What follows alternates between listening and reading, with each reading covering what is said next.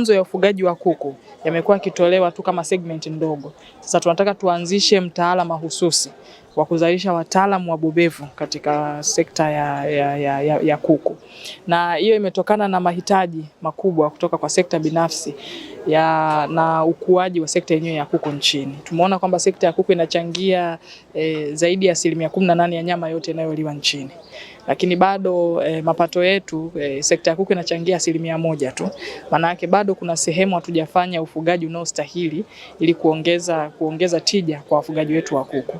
Lakini pia takwimu hata za ulaji wa kuku inaonyesha kwamba kwa kila Mtanzania anakula kuku mmoja kwa mwaka. Na tukiangalia kuku wengi wanaliwa zaidi mijini kuliko vijijini. Kwa wengi hawajajua umuhimu wa kutumia protini ya kuku, lakini pia uzalishaji wa kuku bado uko chini.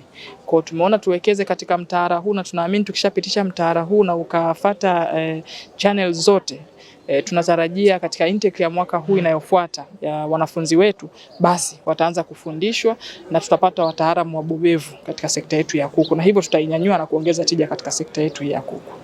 Ambavyo vinatoa au vinazalisha ajira nyingi zaidi kwa vijana na wanawake ni ufugaji wa kuku kuliko ufugaji mwingine wowote. Maelekezo mahususi ya serikali ya awamu ya 6 ni kuhakikisha tunaweka tija zaidi katika makundi haya maalum.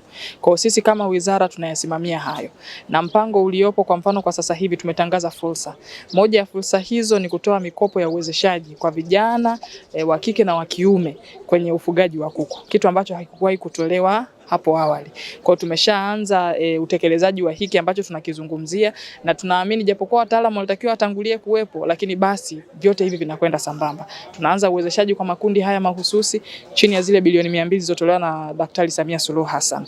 Na mimi nitumie tu fursa hii kuwahamasisha vijana wenzangu wa kike na wa kiume kutumia fursa hizi ambazo sisi Wizara ya Mifugo na Uvuvi tumezitangaza. Ufanisi na utekelezaji wa mtaala huu utahitaji uwekezaji wa miundombinu na vifaa vya kufundishia ambavyo kwa sasa ni adimu. Tunaamini wadau mliopo hapa mtaendelea kuunga mkono wizara na RITA ili kuhakikisha kozi hii inaanza kufundishwa kwa ufanisi mkubwa. Huu umekuja kwa wakati mwafaka ambapo serikali ya awamu ya 6 kupitia maelekezo ya Mheshimiwa Rais Dr. Samia Suluhu Hassan imedhamiria kuleta mabadiliko makubwa kwa sekta ya mifugo, ikiwemo sekta ndogo ya kuku. Kwa hiyo mtaala huu mnao upitisha leo tunaamini utakuwa ni chachu ya mabadiliko hayo.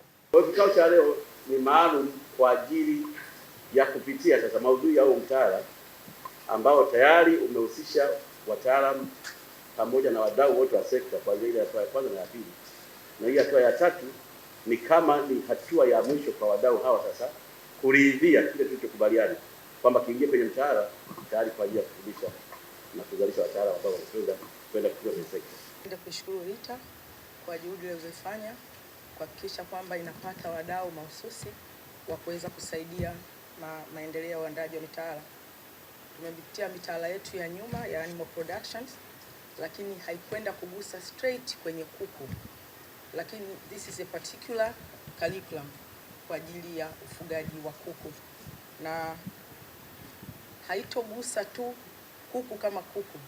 Kikubwa zaidi itaangalia teknolojia mpya ambazo zitaweza kuongeza tija katika uzalishaji wa kuku na mazao yake.